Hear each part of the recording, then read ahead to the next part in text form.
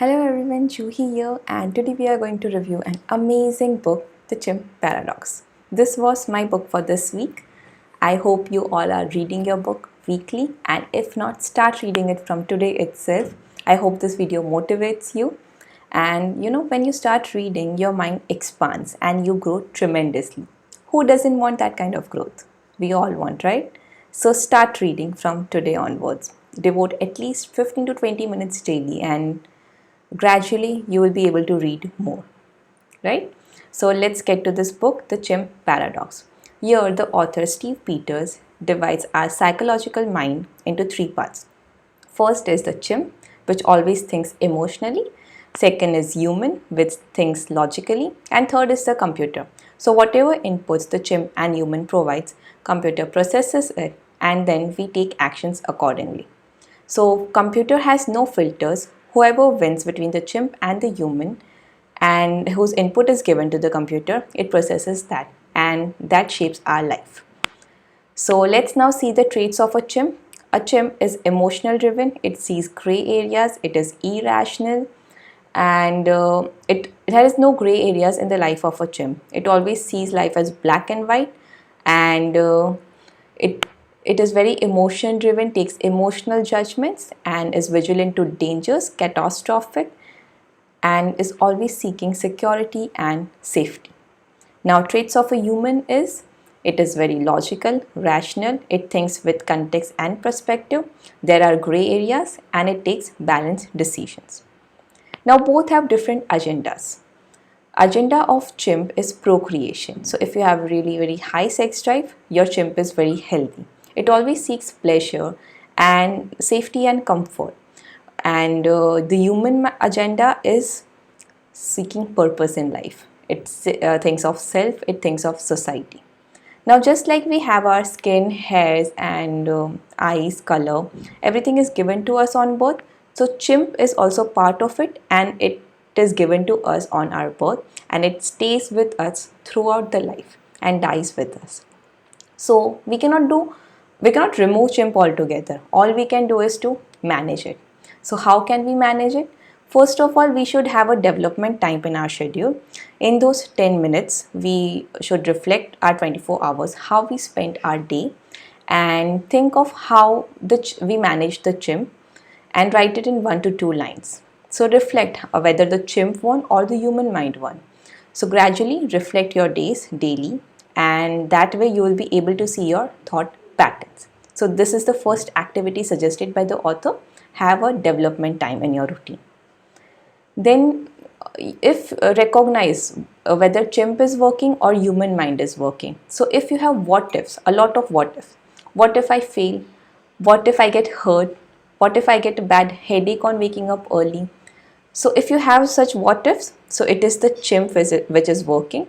If you don't say a lot of time, I don't feel like doing it, I feel lethargic, I feel dull, I feel low on energy.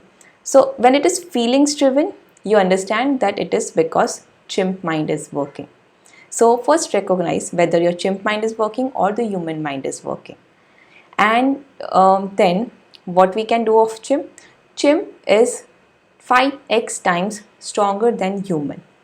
So you cannot impose willpower upon it. You need to just manage it. You can manage the chimp by nurturing it, keeping it happy and calm. If you go on just imposing it, you will fail miserably, because chimp is 5x time more powerful than human. In our real life also, chimpanzees are stronger than humans, right? So in a similar way, in our psychological mind also, the chimp is stronger than the human mind. So if an input is given to you, and first it always goes to chimp. So understand how our mind works. Whatever information is given, it always first goes to the chimp mind, then to the human mind. So first information goes to the chimp, and it processes it and gives an offer to the human mind. So it is not a command, understand, it is just an offer. So now human mind has two options, whether to accept the offer or to reject it. So if it accepts the offer, there are no issues. Chimp and human mind are in agreement and the problem is sorted. But if human mind is not accepting it and is rejecting the offer, then it has to manage the chimp mind. Now, how will you manage the chimp mind? First, you have to nurture it, you have to pamper it, you have to keep it happy and calm so that you can get things done. For that, three activities are suggested. First activity is exercising. Exercise with your chimp. So listen out your chimp mind, heard it out. Give it 10 minutes. Listen calmly, whatever it has to speak. You don't interrupt in between, don't make judgments. Just let your chimp mind say and explain to you why it wants to do or doesn't want to do certain things. So after it's done, after exercising is done, box it. Box your chimp mind. That is, your human mind gives logical reasons to the chimp and tries to convince it. Okay, no, you should be waking up early in the morning because it's good for us. So you try to box it up. So this is just an example. And then give it bananas. It loves bananas. Bananas can again be of two types. First is distraction and second is reward. Suppose your goal is to wake up at 5 a.m.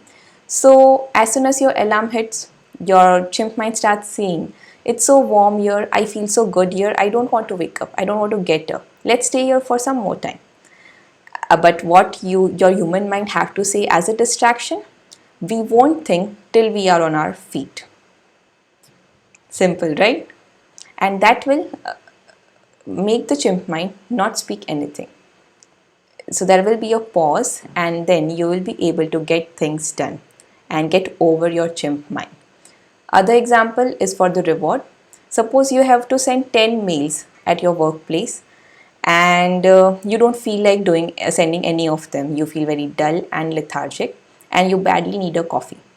So in this case, what you will say to the chimp mind, let's send 5 mails, quickly send 5 mails and then we will have coffee.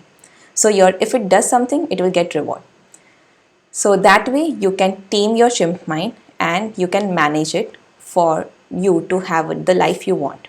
It won't be an obstacle anymore once you know how to manage your chimp mind.